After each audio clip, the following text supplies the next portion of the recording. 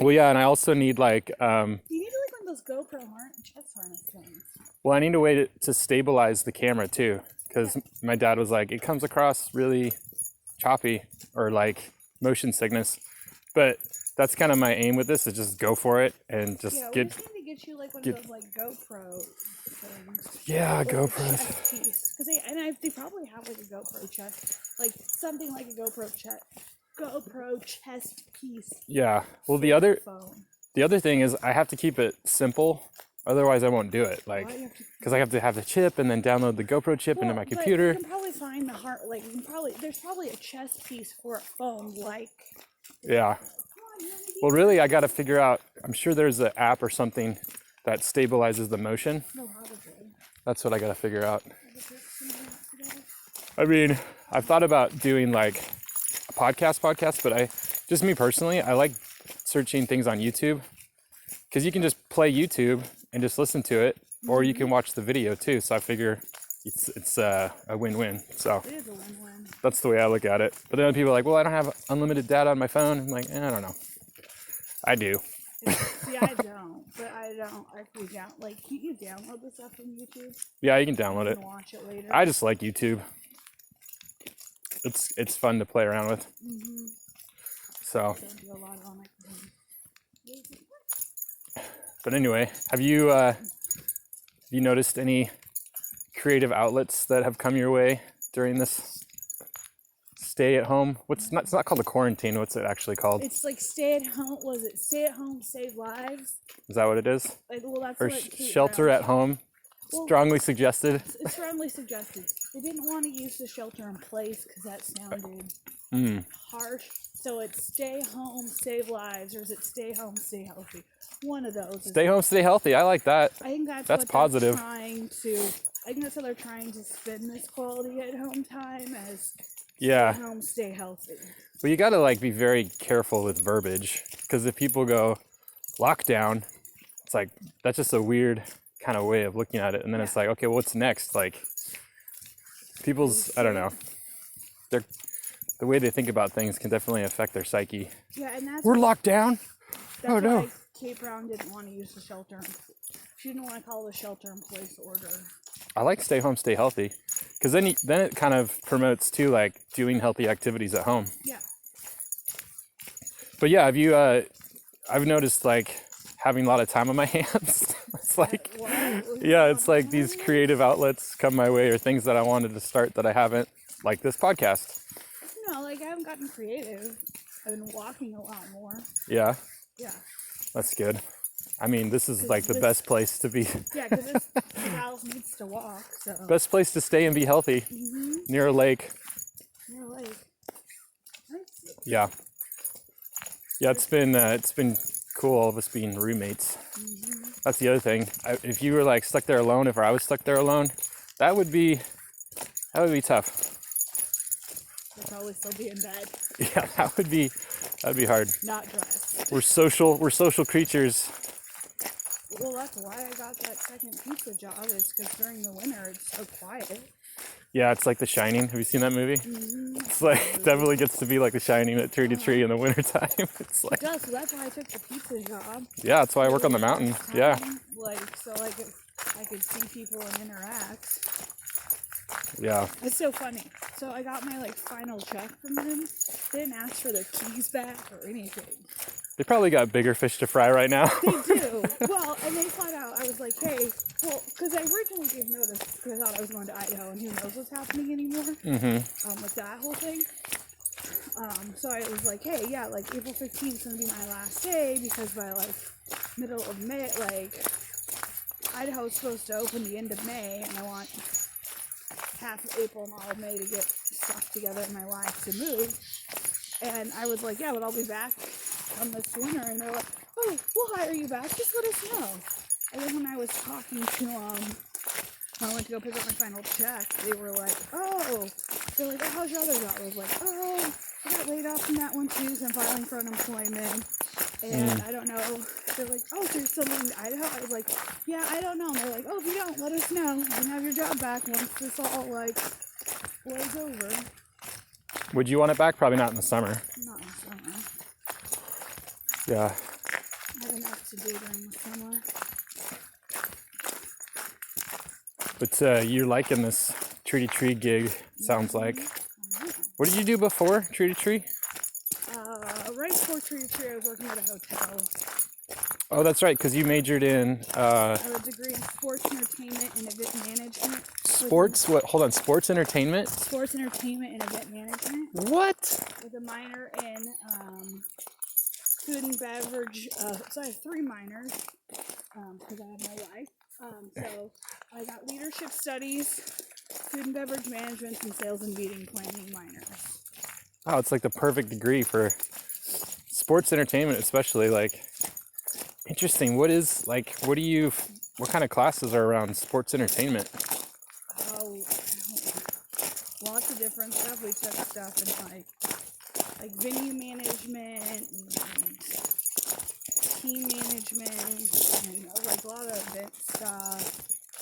I don't know. Interesting. It's been like 10 years since I graduated. Yeah. They all sort of blur together. How much of that do you think, that you learned in your degree that's actually helped you in a practical way for jobs that you actually got money in? I don't know. Yeah? I think it was a starting block. Do we want to go this way? Yeah. You know the little Starting block, yeah. sit. So probably look that way. Oh, Look that you're way. teaching her to look both ways? So look that way. Do you see anything? No? Okay, let's go. Oh, that's awesome. Did your trainer teach you that, or is that something you just... That's something I just did. That's great. It's supposed to help her like not run across the street. So That's really smart. like if she ever like bolts, in theory, if I taught her to stop and look there, she won't just run down the hill. Like she'll stop there and be like, "Oh crap, what is it that I'm supposed to do?" Mm-hmm.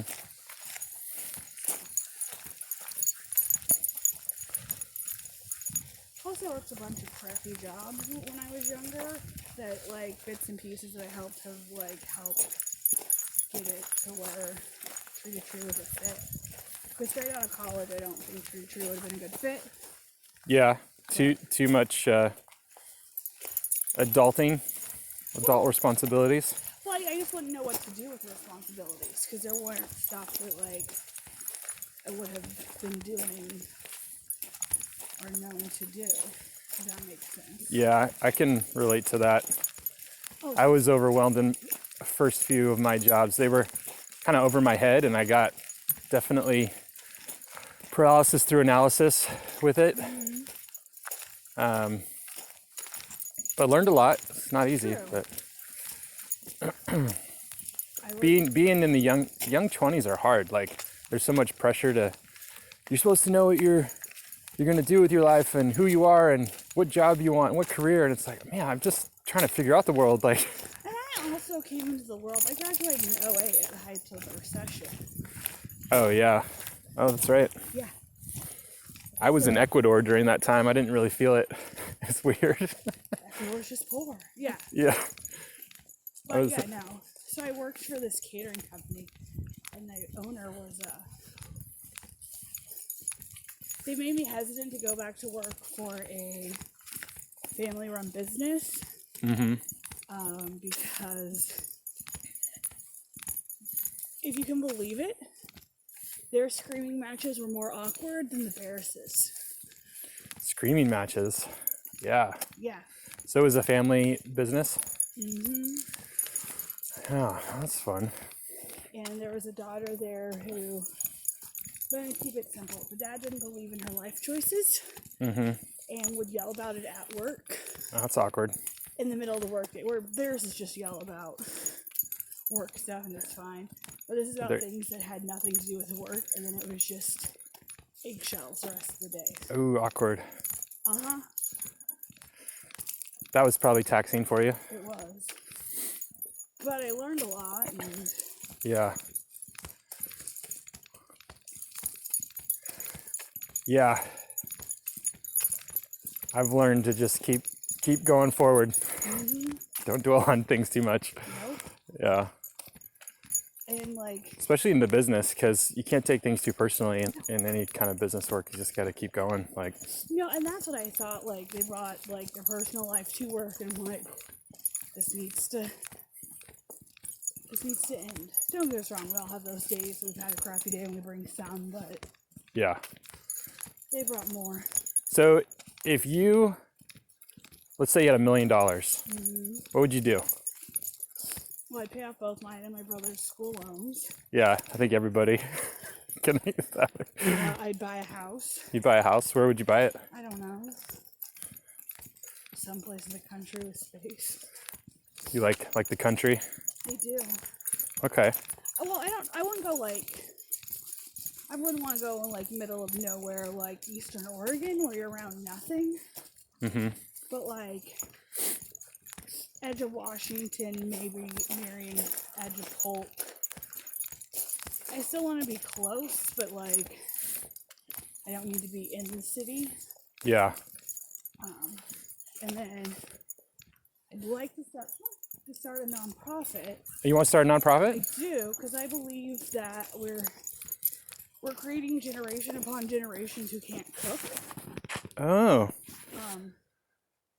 So do something for like an after school like nonprofit that like the kids come do their homework, they cook the dinner to take home, and like or the snacks, and then make sure like they made a bunch of like stuff they could take home for the weekends.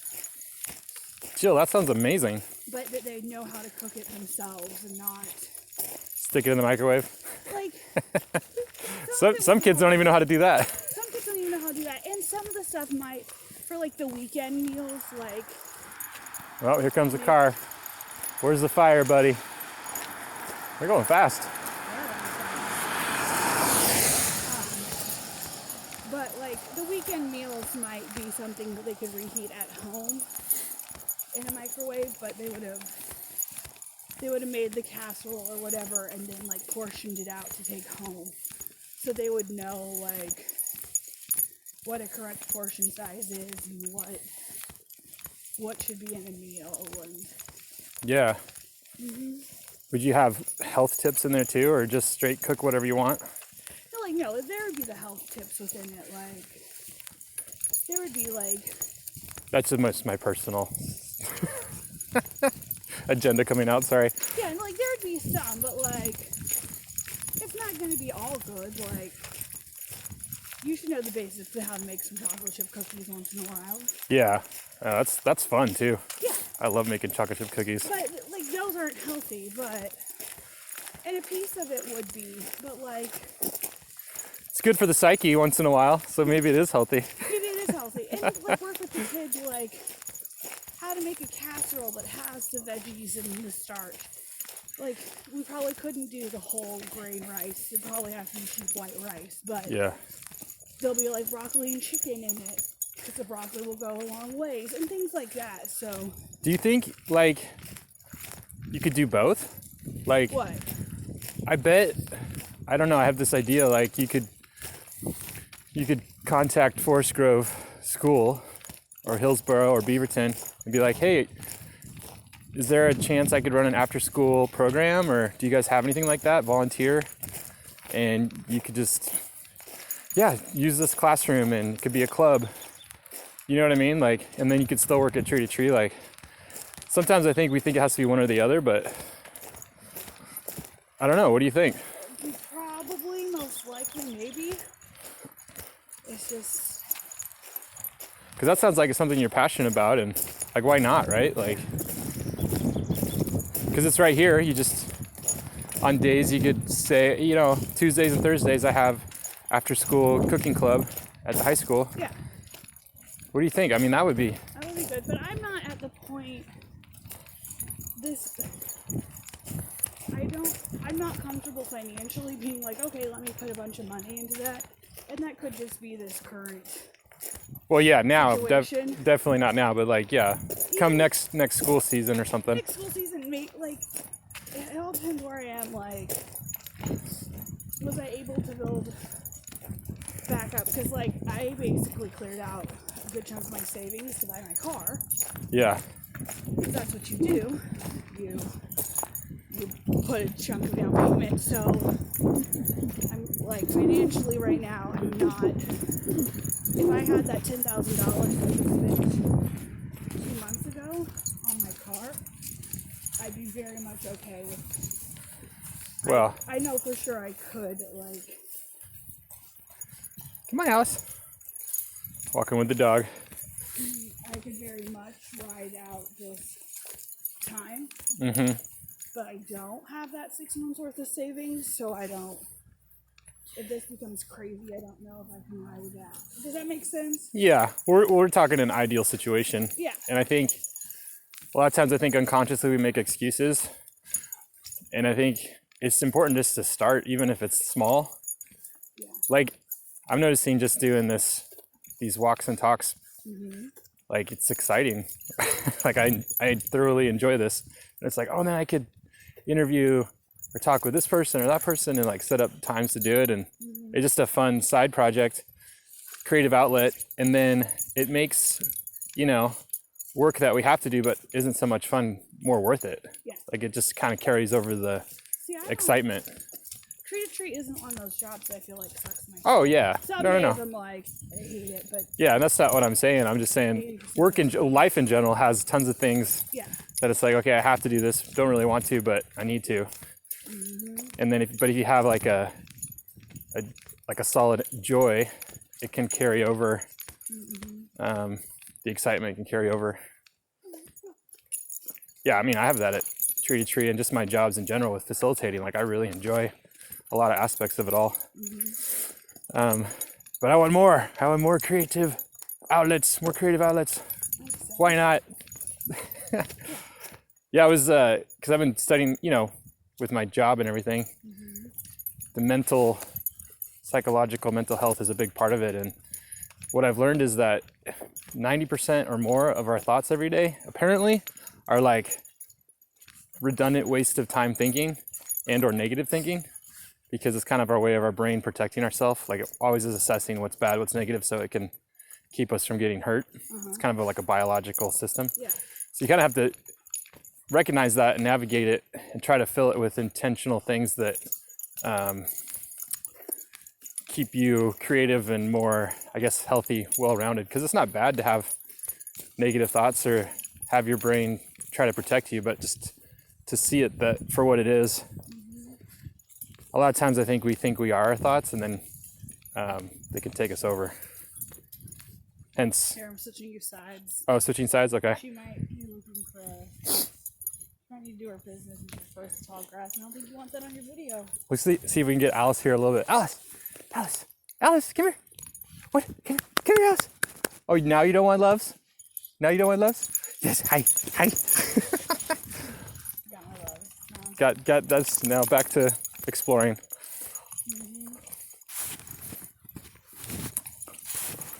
Anyway, so I've been trying to fill my brain with healthy, creative things and kind of things that I've, like we said, always wanted to do but didn't have the time to do.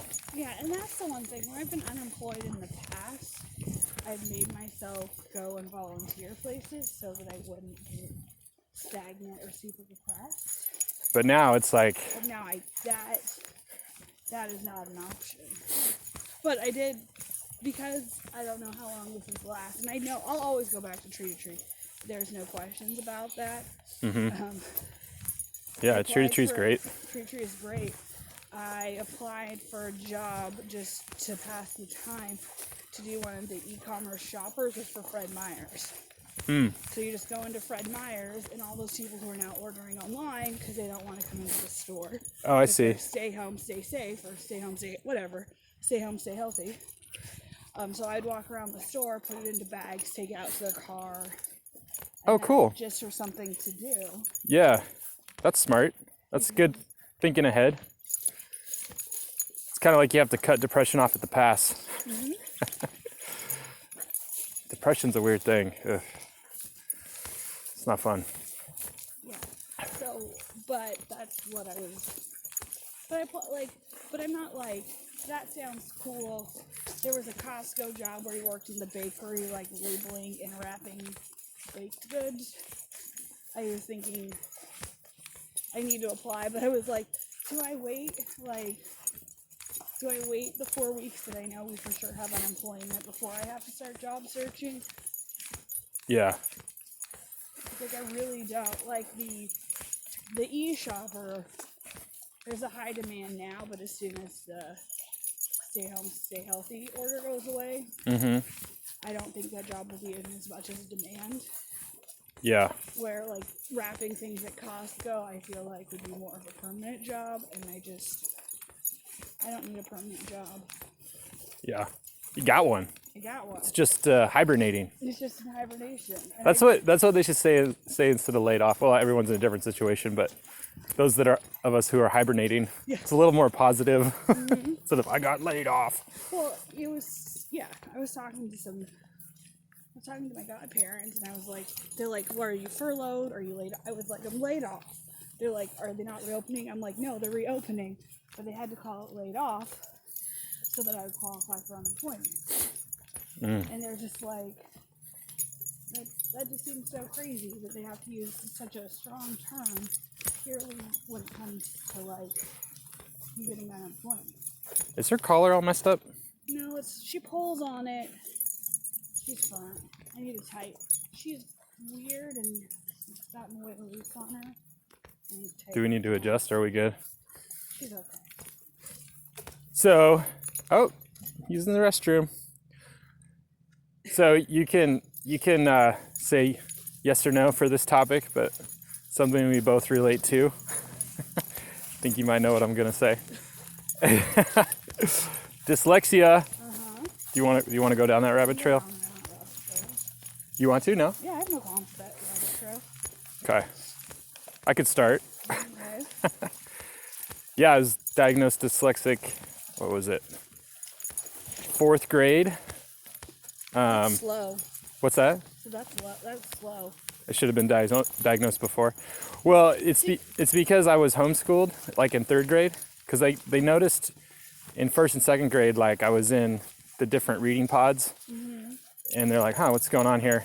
Because my home life was healthy. There wasn't any, like I wasn't malnourished. I had good social group, and so they're like, "Okay, what's going on here?" And I wasn't rebellious. Wasn't like I didn't want to learn or be there. Yeah. And so my mom's like, well, she's a Montessori teacher, so she's like, well, I'll just homeschool you. So we did that. Homeschool is good. It just, there wasn't enough structure, really. Yeah. So we went back to school, and then 4th grade, still same issues, and then they diagnosed me dyslexic. And then they put me in the resource room, which was weird because I didn't feel like I was meant to be there, and it's kind of hard. Like I was teaching other kids stuff, which was cool. Kind of liked that. Kind of taught me how to teach things in a graceful way for different learning levels and styles. But yeah, I didn't read my first book until 5th grade. It was the Boxcar Kids. That's a good book. Yeah, but the way my dyslexia is, it's when I'm learning something completely new. Everything comes in jumbled, and I have to take extra time to reorganize it. And then once I have it organized, like linearly, I guess you could say, then I have it, then I know it, and then it's not a problem. So mine is more, how they've explained it to me, and it makes sense, is that with my form of dyslexia, I have all the files, but I don't have a path to, like you have a path to find it, and you go down that path, and your brain just knows where that path is. My path doesn't know where that, my brain knows I have that file, and my brain doesn't know where that file is to easily find it. Oh, wow. So it's like a maze. So it's like a maze. So, and I also thought that the Learning Resource Center wasn't what I needed, but the reason I didn't, you went to the LRC, what, 2 or 3 times a week? Every day. Oh, you went every day? Okay. So. Not during the whole class time, but like in the mornings of every day. Yeah. So Should we walk back? Walk back. I went 2 to 3 times a day, 2 to 3 times a week, because there's just so many, and there's only so many people. There's so many people who needed those times. But my parents also were paying. My parents paid for 2 college tuitions.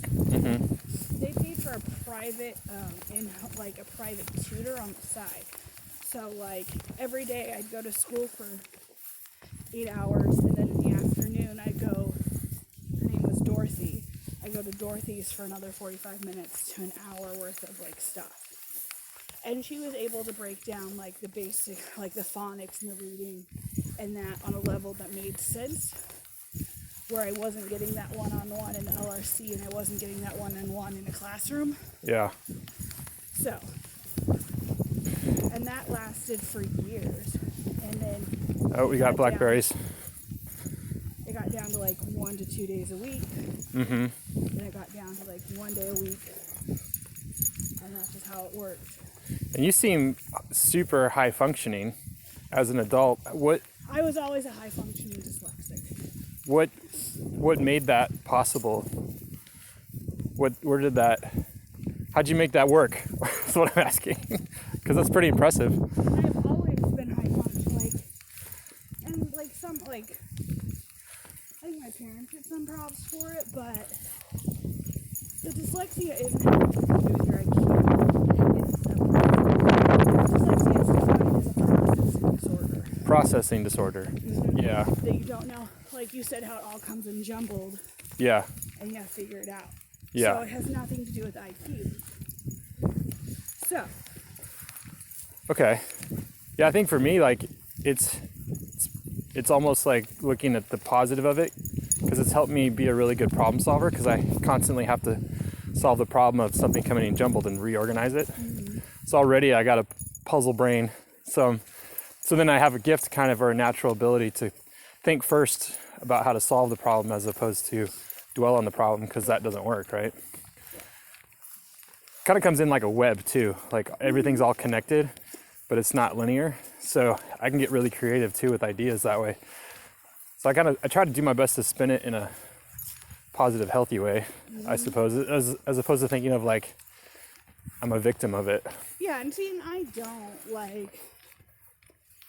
don't feel like I'm a victim. That's I've never, healthy for sure. Seems to be the theme of this talk, healthy. I've never thought out of it like a bit, but I think that's just how I was raised. Like, you have dyslexia, cool, great, we move on. Like, yeah. that doesn't define you as a person. It's just how things are. Plus, they're pretty sure that they can't, so they still haven't figured out how dyslexia is, why it's caused, if it's genetic or trauma-based. Interesting. They're working it out. And my parents tried to get me into a study. But basically, because I could be an either-or candidate, they wouldn't take me in the study. Either or as in trauma-related or genetic-related? Yeah, because when they tested my dad, he showed signs of it, but he was in his 40s by the time he was getting tested for this. Yeah. So by the time you're 40, you have some pretty decent coping mechanisms. Yeah.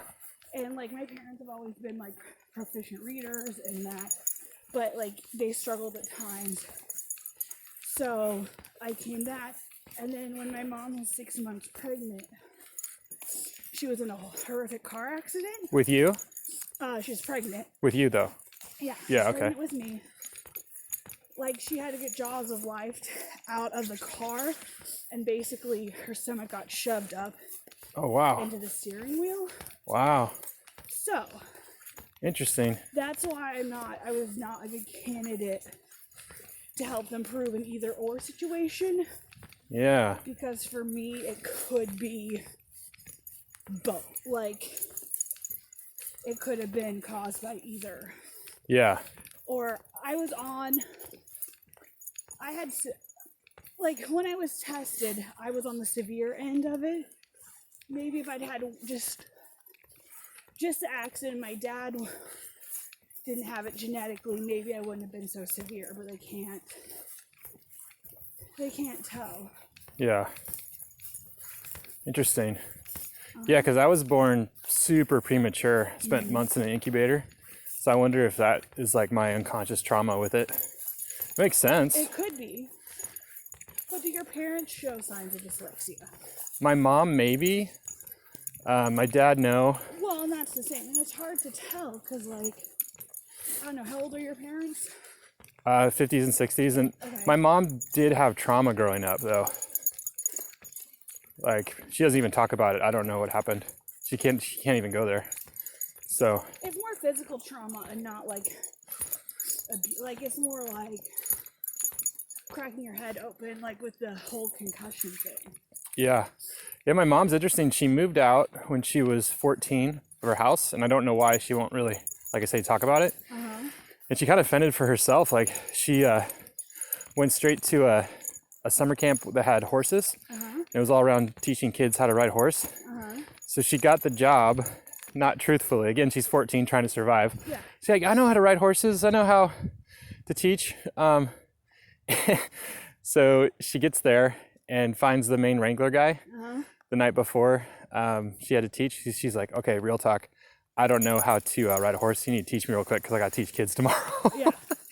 But again, she's 14, trying to survive. Yeah. She made it work, man. She's a survivor. Yeah. That's maybe why we're alike. So my mom's dad died when she was 16. Okay. And her mom was just like, I can't. So my mom was at a private Catholic boarding school.